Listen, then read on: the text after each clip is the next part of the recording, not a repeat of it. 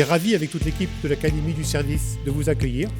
On a choisi ce thème parce que on s'était rendu compte que beaucoup de nos clients, et même de non-clients, s'étaient approprié ce concept que dont l'Académie est propriétaire de la symétrie des attentions. Et on a voulu les aider dans cette démarche en leur montrant effectivement que cette symétrie, si on la comprend mieux, si on comprend que ça démarre par un travail sur soi, qu'un travail qu'on partage avec ses collaborateurs, c'est vraiment au cœur de ce qui va permettre d'accomplir une vraie transformation d'entreprise.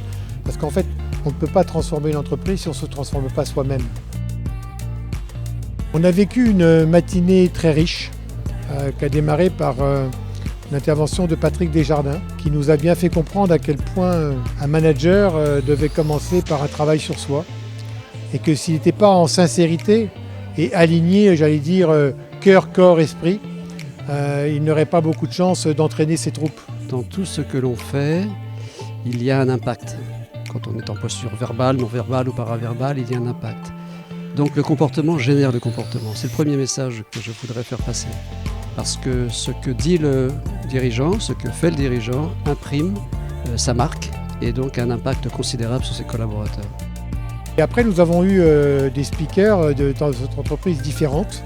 On a eu 2 fois 3 speakers qui sont toujours intervenus à chaque fois sur ces mêmes thématiques, symétrie des attentions, quels sont les outils, à quoi il faut faire attention, comment est-ce qu'on s'y prend.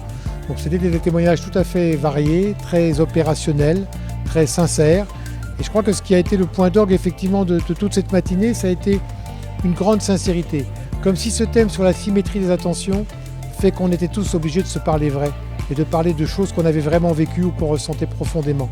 Oui, la transformation, elle parle d'entreprise humaniste, elle parle de valeurs partagées entre les leaders et les talents, ou entre un manager et un employé selon la sémantique que l'on souhaite utiliser. Mais évidemment, c'est le ciment et le fondement d'un projet de transformation.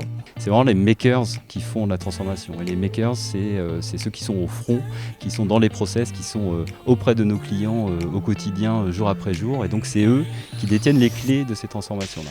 Donc au plus on les écoute, au plus on les fait participer aux évolutions qui sont celles qu'on veut mettre en place, eh bien au mieux ils pourront les incarner, au mieux leur fierté grandira et au mieux ils seront au top pour nos clients. La clé du succès, pour moi, c'est d'accompagner le changement en formation, en pédagogie et en association aux résultats, évidemment, de l'entreprise sur les 3 différents piliers de la considération. Alors, pour ancrer un changement culturel dans la durée, le conseil que je donnerais aux entreprises, c'est que ce changement culturel doit venir de l'intérieur de l'organisation. Donc, on parle des hommes et des femmes. C'est eux qui doivent l'apporter. Plutôt que d'essayer de calquer un programme de transformation qu'on essaierait de pousser de manière exogène sur les différentes équipes, c'est plutôt leur faire prendre du recul, les faire réfléchir sur qu'est-ce que ça veut dire vraiment pour ces équipes, cette transformation culturelle. Alors, je vais vous donner une anecdote sur la symétrie des attentions. J'ai décidé quand je suis arrivée chez Rent-A-Car de faire l'émission Patron Incognito, et dans Patron Incognito, je me retrouve à nettoyer un pick-up qui est particulièrement sale, qui est vraiment d'ailleurs très sale. Je crois qu'on a passé plus de 2 heures à le nettoyer, alors à l'image on n'en voit que quelques minutes, ce qui fait que désormais à chaque fois qu'il y a un pick-up qui est sale quelque part dans le réseau, que ça soit un franchisé ou un de mes collaborateurs, il m'appelle en disant: Anne-Catherine, j'ai une voiture qui est sale, est-ce que tu peux venir m'aider? L'action concrète mise en place, je dirais qu'il y en a autant que de magasins Decathlon en France, c'est-à-dire 315. Et j'allais même dire que dans chaque magasin, il y a une dizaine d'initiatives qui nous viennent de nos coéquipiers et de nos coéquipières.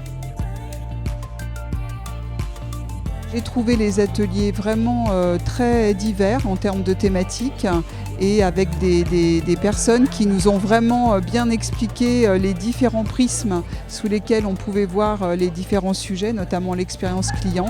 Donc j'ai trouvé vraiment ça très intéressant.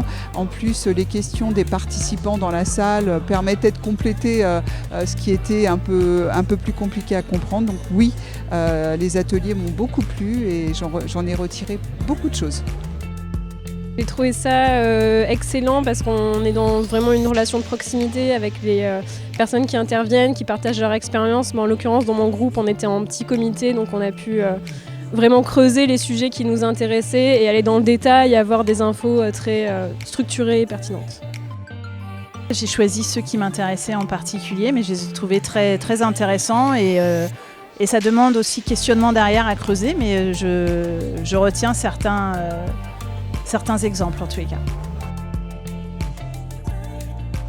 Ce que je retiens, c'est une fois de plus à quel point cette symétrie des attentions s'ancre de plus en plus dans la culture, à quel point c'est devenu quelque chose d'absolument incontournable. Je pense que c'est une nouvelle démonstration de ce progrès de ce concept qui a été initié par l'Académie du service et qui n'arrête pas de progresser et qui aujourd'hui est vraiment, je pense, vécu de plus en plus comme une réalité par pas mal d'entreprises. Que quand on parle de symétrie, on ne parle pas que de clients et de collaborateurs, on parle aussi de ce que l'entreprise fait par rapport au monde dans lequel elle évolue. Donc la symétrie d'attention, c'est aussi est-ce que je fais attention à la planète, est-ce que je fais attention à mon environnement, est-ce que je fais attention à la terre-mère, pour reprendre un mot des peuples premiers sur laquelle nous sommes installés et sans laquelle nous ne serions pas.